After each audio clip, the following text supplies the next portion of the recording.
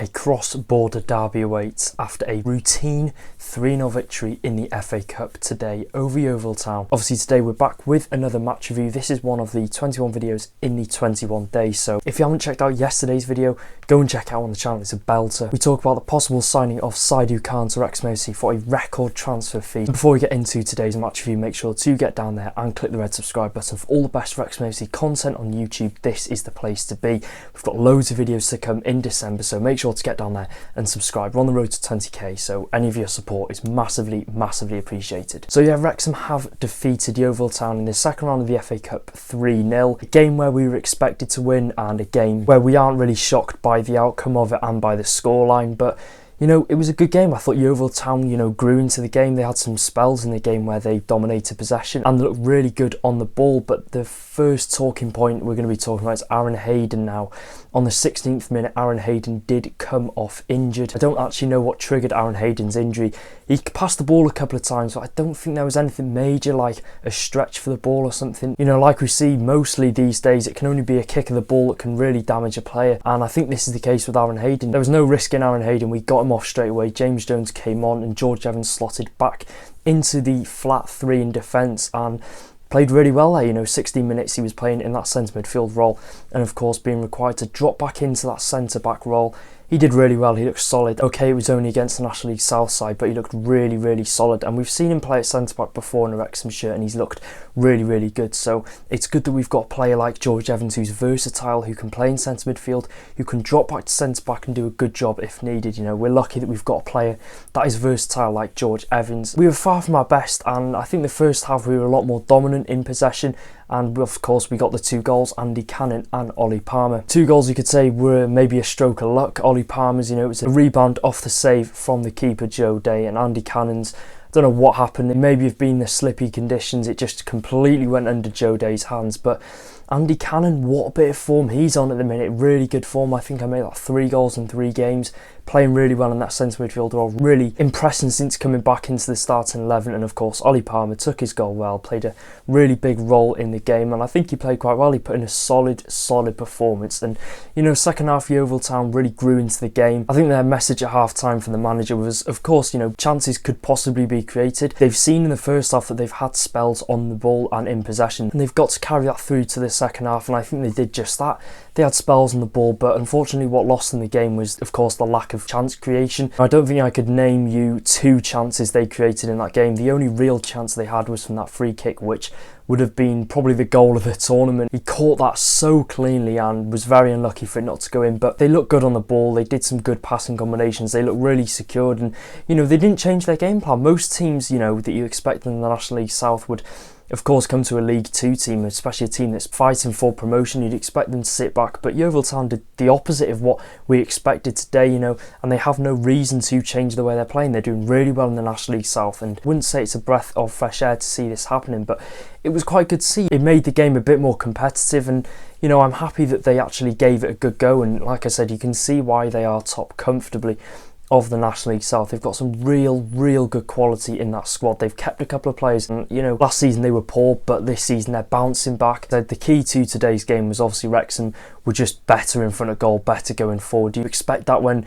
we've had the investments we've had in this team. You expect us to be the better team because half of the Yeovil players probably aren't full time, and you hear what some of the Wrexham players are reportedly on, and you do expect us to be the better team at the end of the day. But I think we conducted ourselves really well. Our game plan going into the game was clear. We knew what was at stake, possibly going through to the third round, a cross-border derby.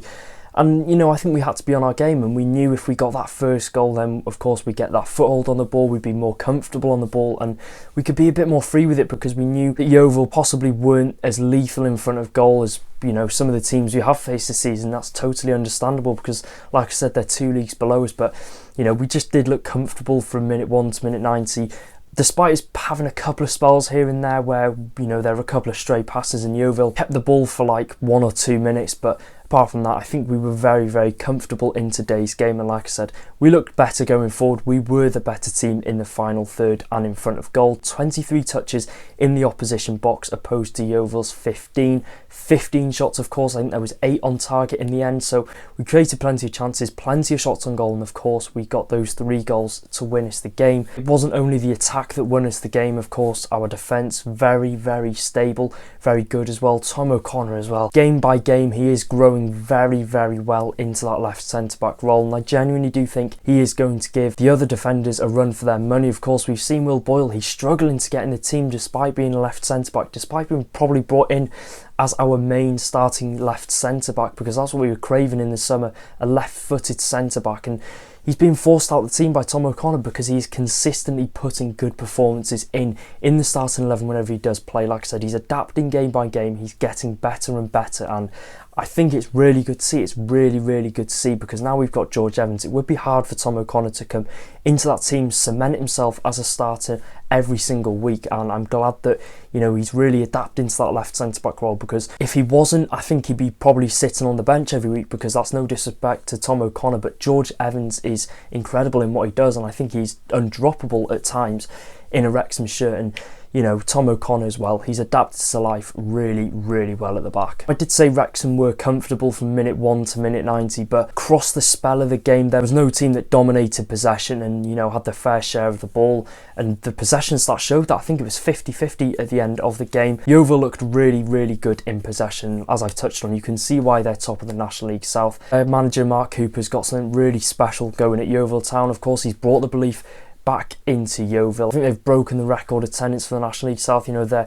seem to be on a good journey, and they seem to be bouncing back really, really well. And some of their players, by the way, could probably be playing National League, so you've got to give the kudos to the manager. You know, he's tempted some of those players to stay, and there's a clear project that Yeovil Town want to, of course, get back up to the National League and then kick on. I could definitely see them kicking on for playoffs if they can get the right recruitment in, if they can keep hold of Mark Cooper, if they can, you know, just keep the squad together, because there seems to be a togetherness between the fans today and the players. They look like a good group of players. Of course, they've got a great fan base behind them, and if they can keep all of that on the up, and if they can keep all of that together, then I think Yeovil Town will be back in the National League within under 12 months at least. Aside from the 3 goals that we scored today, I think what won us the game was the way how we were in possession. You know, I think we played really well in possession. Of course, Yeovil Town, they could have their spells, but the chance creation rate was very low on Yeovil's behalf. But when Wrexham had the ball, you know, we transition from left to right, we get the ball forward, whether it be down the wings or if we try and go central,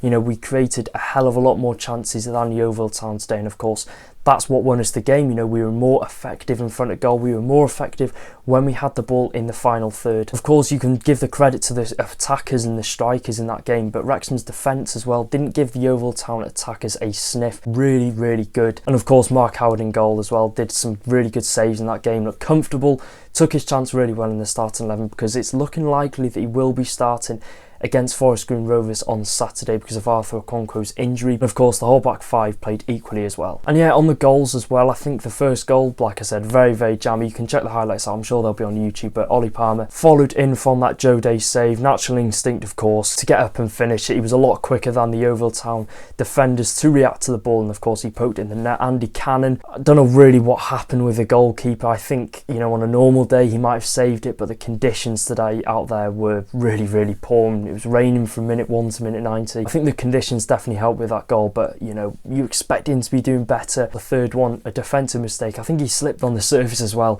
and then Sam Dolby as well. Took his chance really, really well. Good to see him on the score sheet. I'm sure that will do his confidence some good going into the next games ahead. And of course, a lot of people are probably thinking, why did we go into this game full team? You know, you'd expect it if, you know, in the next round we'd have seen, we might have drawn Man United, Man City, but we have Shrewsbury Town in the next round, which of course is a rivalry. These two teams are a matter of under an hour away from each other, so it's a rivalry, and we haven't faced each other since 2008. Of course, Wrexham came out on top in that game, but you know, it's a big rivalry and it's a game that we do want to win. Shrewsbury Town sit in 12th in League One, so we're going into this game slight underdogs. Shrewsbury Town are obviously on a good run of form, top half of the League One table, so it's not going to be an easy game.